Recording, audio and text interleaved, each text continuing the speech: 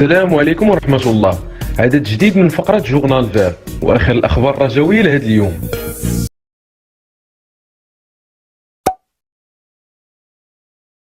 نبداو عدد اليوم جورنال فير بخبر عنوانه مدرب الجيش الملكي سعيد بنتيجة التعادل أمام فريق قوي كالرجاء. وفي أول تصريح ليه لوسائل الإعلام الوطنية أعرب البلجيكي سفين فاندربروك مدرب فريق الجيش الملكي على رضاه التام على نتيجة التعادل أمام أبناء جمال السلامي بهدف لمثله، وذلك عقب المباراة اللي جمعت بين الفريقين برسم الجولة السادسة من الدوري الاحترافي. واستهل المدرب البلجيكي حديث القناة الرياضية بالقول: أنا راضي على نتيجة المباراة حيث تمكنا من تحقيقها أمام فريق قوي بحجم الرجاء الرياضي. وعبر مدرب الجيش الملكي على سعادته بعد الأداء اللي قدموه لاعبيه أمام الرجاء الرياضي، وهنأهم على المجهودات اللي بذلوها من أجل انتزاع نتيجة التعادل بفضل انتشارهم جيد على رقعة الملعب والحفاظ على هدوءهم بعد المد الهجومي للفريق الأخضر خلال الشوط الثاني من اللقاء.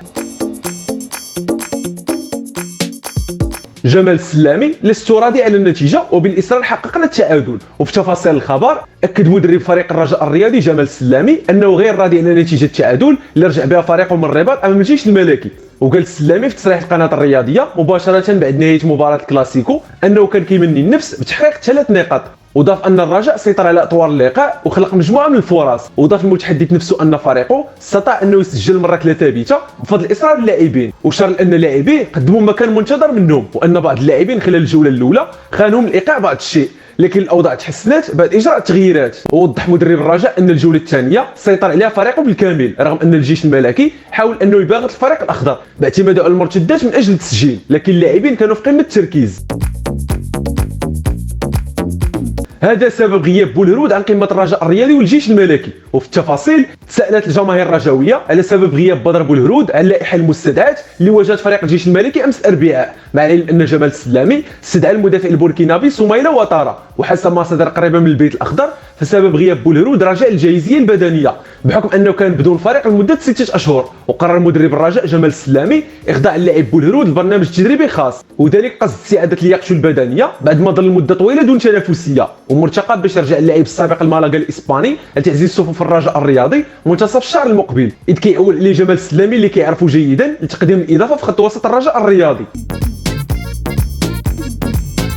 جمال السلامي يمنع لاعبيه من الراحه بعد الكلاسيكو. وبرمج جمال السلامي مدرب فريق الرجاء حصه تدريبيه عشيه اليوم الخميس غتكون هي الاخيره بالمغرب قبل السفر لتونس صباح غد الجمعه. وقرر الطاقم التقني لفريق الرجاء الرياضي اجراء حصه تدريبيه رغم اجراء مباراه بالامس ضد فريق الجيش الملكي، وذلك في اطار الاستعدادات للمباراه القويه ضد فريق الاتحاد المونستيري التونسي برسميه الدور المؤهل لدور مجموعه كاس الاتحاد الافريقي. واتخذ جمال السلامي هذا القرار لضيق الوقت اللي كيتوفر عليه الفريق استعدادا للمباراه المذكوره، اذ شاف انه لا مجال للراحه بحكم ان مباراه اياب المونستيري التونسي متبقي لها 3 أيام فقط وغتجرى الاحد المقبل.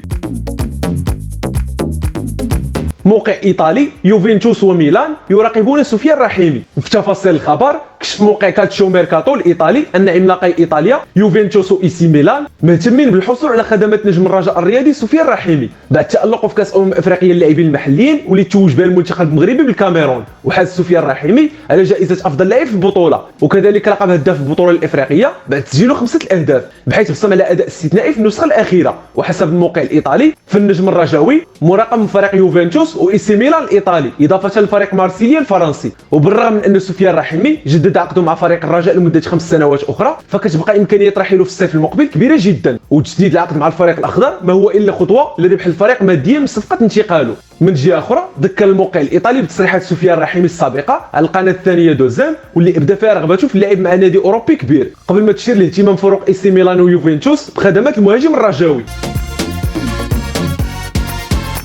امل الرجاء الرياضي يحقق فوزا مهما على النهضه السطاتيه. وحقق فريق امل الرجاء الرياضي فوز مهم على حساب نهضه السطات بهدفين نظيفين، وذلك لحساب بطوله القسم الثاني هوات. وسجلوا هدفين الفريق الاخضر الجناح الايمن زكريا الهبطي ومتوسط الميدان احمد الخطيبي، هذا الاخير اللي استدعى جمال السلامي مؤخرا للتدرب رفقه الفريق الاول بعد ما ابان على مؤهلات تقنيه محترمه ورفقه فريق الامل، والكل كيتنبأ ليه بمستقبل كبير بحيث كيلقبوه بالسفري الجديد نظرا لتشابه الاسلوب بين اللاعبين. هذا وسعدوا ابناء الاطار الوطني بوشعيب مباركي الرتبه الثالثه برصيد 16 نقطه وبفارق 3 نقاط على المتصدر اتحاد يعقوب المنصور.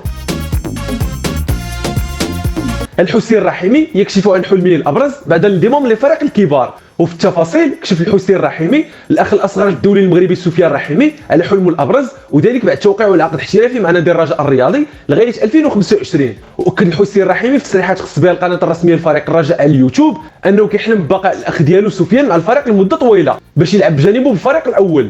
وضاف المتحدث نفسه انه سعيد جدا بالاجواء اللي كيعيشها خلال خوضه التدريب الجماعيه مع الكبار، اذ كيعتبر جميع اللاعبين بحال الاخوه ديالو. وكيتعتبر الحسين الرحيمي من ابرز مهاجمي فئه الامل خلال السنتين الاخيرتين، الشيء اللي خلى المدرب جمال السلامي يلحقه بالفريق الاول كمكافاه خاصه ليه على اجتهاده.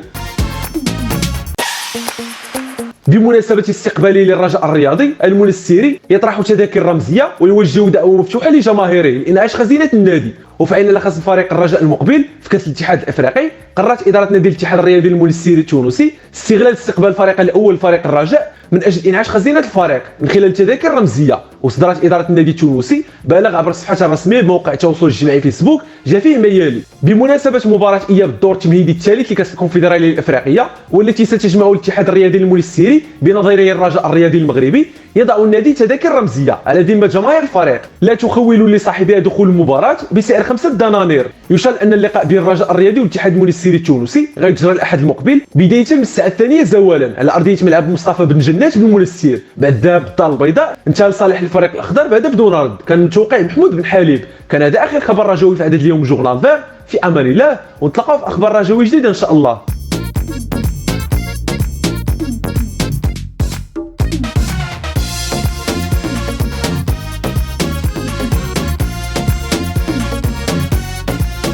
إلا بان لكم العمل ديالنا كيستاهل التشجيع، ما تنساوش الاشتراك في القناة والاعجاب بالفيديو، وتخليو شي تعليق فيه ارائكم وتشجيعاتكم وحتى انتقاداتكم البناءة.